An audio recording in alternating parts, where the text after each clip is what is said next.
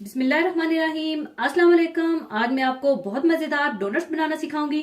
तो इसको बनाने के लिए हमें चाहिए होगा मैदा आधा किलो या 4 कप भरकर, powder milk half cup, castor sugar या पिसी हुई चीनी क्वार्टर कप या 4 टेबलस्पून, और 2 अदद अंडे और 100 ग्राम मक्खन जिसे आप पिघला कर रख लीजिएगा।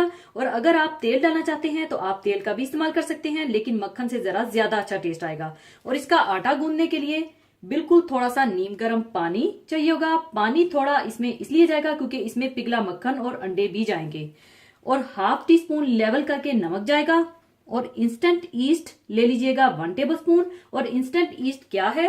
ये बिल्कुल बारीक छोटे छोटे दाने या खसखस की शक्ल का होता है, जिसे डायरेक्ट आटे में डाला जाता है। और चॉकलेट फ्रॉस्टिंग के लिए आप ले लीजिएगा ब्लैक कुकिंग चॉकलेट या कोई भी चॉकलेट जो आपको पसंद हो ले लीजिएगा 120 ग्राम। और व्हाइट चॉकलेट भी 120 ग्राम। और हाफ कप क्रीम, जिसमें से आधी ब्लैक चॉकलेट में और आधी व्हाइट चॉकलेट में जाएगी। और ग्लेस्ड आइसिंग के लिए आप ले लीजिएगा आइसिंग शुगर 4 टेबलस्पून और 1 से 3 टेबलस्पून गर्म पानी और हाफ टी स्पून नींबू का जूस और half tea spoon room temperature पर रखा हुआ मक्खन, ताकि ग्लेस्ड आइसिंग में एक अच्छा सा क्रीमी टेक्सचर आ जाए।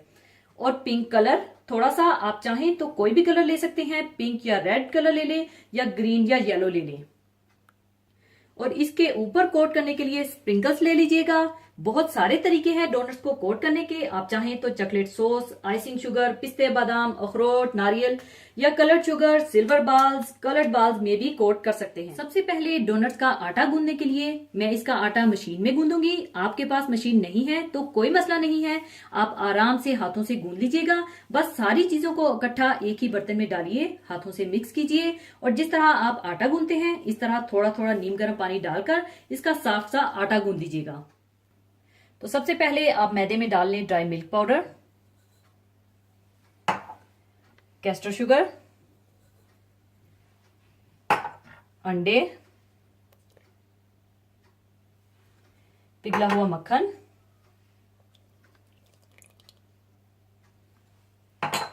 इंस्टेंट ईस्ट, नमक और थोड़ा सा पानी डालकर अच्छी तरह से गूंद लें।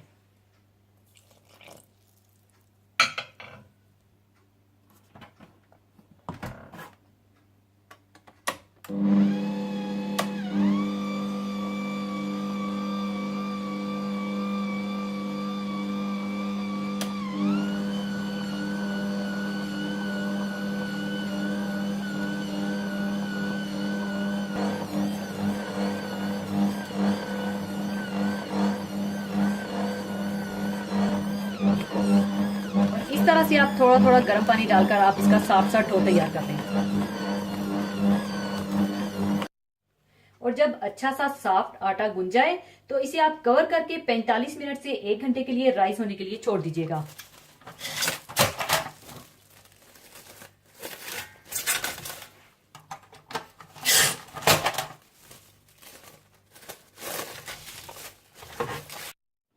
और जब आटा अच्छा सा इस तरह से राइस हो जाए तो इसे पंच डाउन कर लीजिएगा ताकि इसकी एक्स्ट्रा हवा निकल जाए।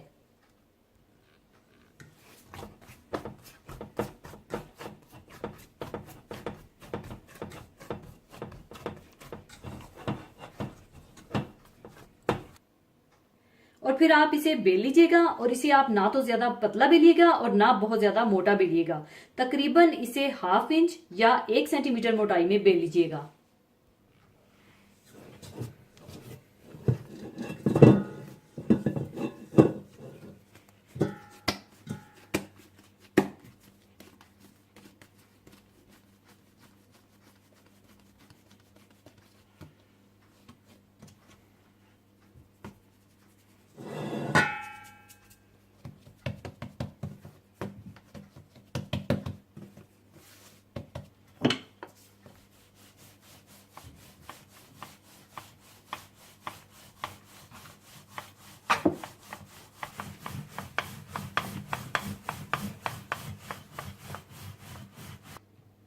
और बेलने के बाद इसे आप डोनट कटर से काट लीजिएगा। डोनट्स कटर नहीं है तो आप कोई भी राउंड कुकी कटर ले लीजिएगा, एक बड़ा और एक छोटा, या फिर डोनट के सेंटर में होल करने के लिए कोई भी ढक्कन लेकर होल कर लीजिएगा और जो साइज आपको पसंद हो उसी साइज के बना लीजिएगा। और इस तरह से आप कटर के साथ काट लें।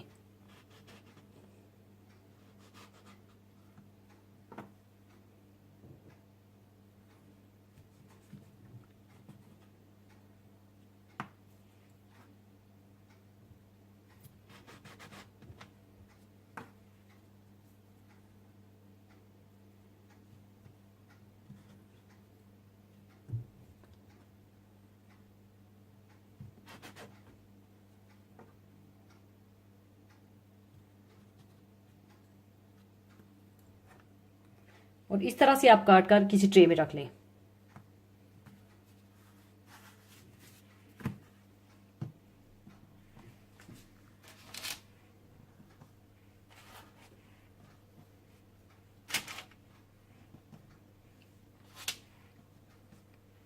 और बाकी डोनट्स भी आप इसी तरह से बना लें। डोनट्स को किसी बटर पेपर पर रखने के बाद 15 से 20 मिनट के लिए सेकेंड टाइम प्रूफिंग के लिए, यानी जब ये दोबारा राइस हो जाए तो तब आपने इन्हें फ्राई करना है। और जब डोनट्स दोबारा से राइस हो जाएं तो आप तेल गरम कर लीजिएगा और ख्याल रखिएगा कि आंच बहुत ज्यादा तेज नहीं होनी चाहिए, वरना ये फौरन से डार्क ब्राउन हो जाएंगे और खराब हो जाएंगे। और इसे आप बहुत अच्छे से लाइट ब्राउन फ्राई कर लीजिएगा।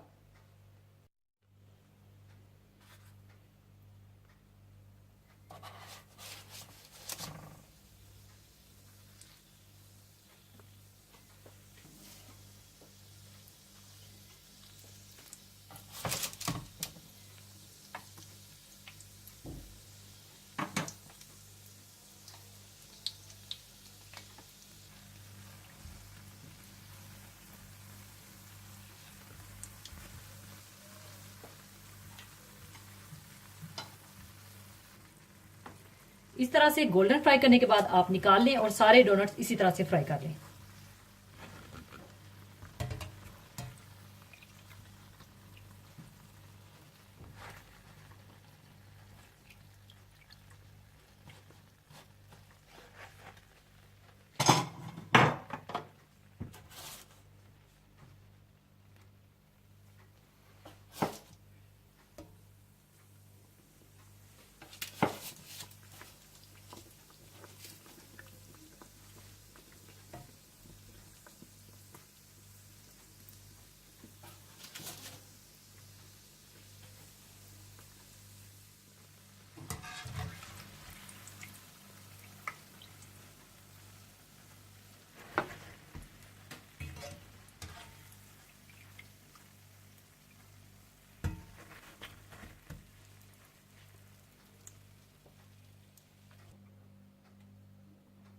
सारे डोनट्स फ्राई करने के बाद आप इन्हें ठंडा कर लीजिएगा, क्योंकि गर्म डोनट्स पर मेल्टेड चॉकलेट कभी भी सही तरह से कोट नहीं होती। इसके बाद आप व्हाइट और ब्लैक चॉकलेट को अलग अलग क्वार्टर क्वार्टर कप क्रीम डालकर मेल्ट करके रख लीजिएगा, चाहे डबल बॉयलर में, माइक्रोवेव में, या बड़े ध्यान से डायरेक्ट चूल्हे पर मेल्ट कर लीजिएगा। और अब मैं इसे माइक्रोवेव में मेल्ट करके रख लूंगी।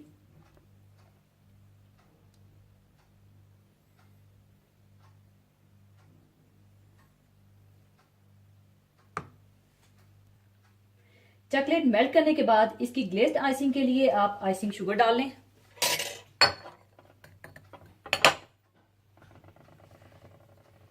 इसमें आप डाल दें थोड़ा सा पानी,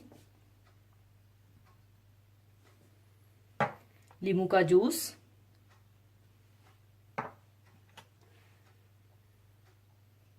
थोड़ा सा कलर और मक्खन, और इसे अच्छी तरह से मिला लें।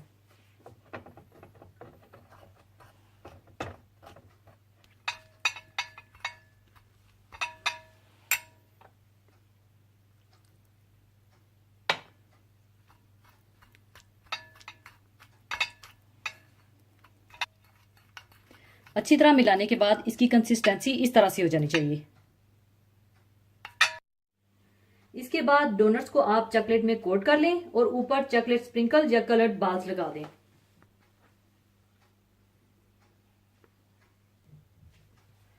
इस तरह से आप चॉकलेट में कोट कर लें।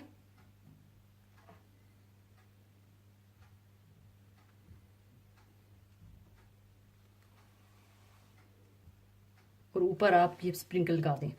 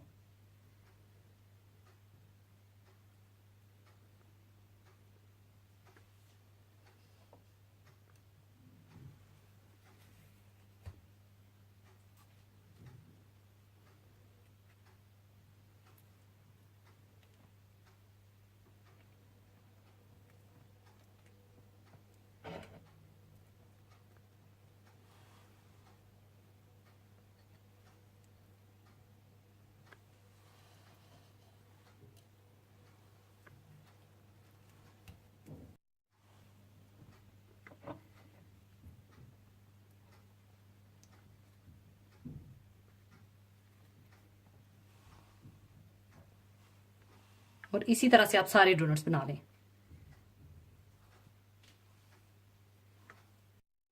सारे डोनट्स बनाने के बाद अब इसे मैं सर्विंग डिश में निकाल लूंगी।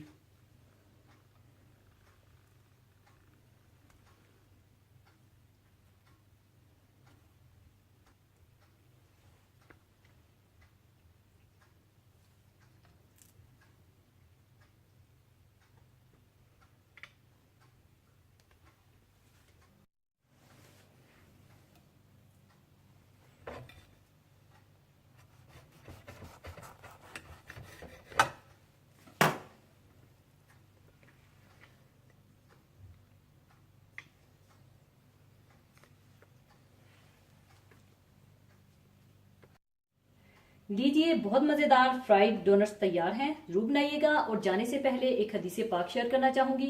हदीस पाक इस तरह से है।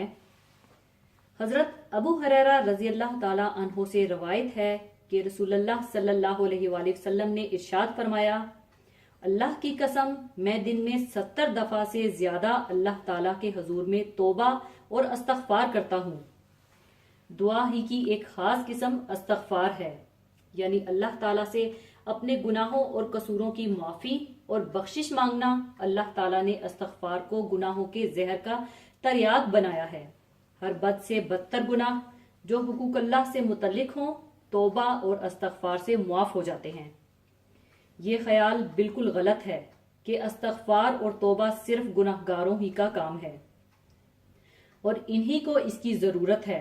लेकिन हकीकत ये है कि अल्लाह के खास बंदे, यहाँ तक कि अंबिया अलैहिस्सलाम जो गुनाहों से महफूज और मासूम होते थे, इनका हाल ये होता था कि सब कुछ करने के बाद भी वो महसूस करते थे कि अल्लाह ताला की बंदगी का सही हक अदा नहीं हो सका। इसलिए वो बराबर तौबा और इस्तगफार करते थे। हर मुसलमान जानता है कि सरकारे दो आलम सल्लल्लाहु अलैहि वसल्लम गुनाहों से बिल्कुल मासूम और पाक थे। इसके बावजूद आप सल्लल्लाहु अलैहि वसल्लम कसरत से इस्तगफार का एहतमाम करते थे, जैसा कि इस हदीस से भी मालूम होता है।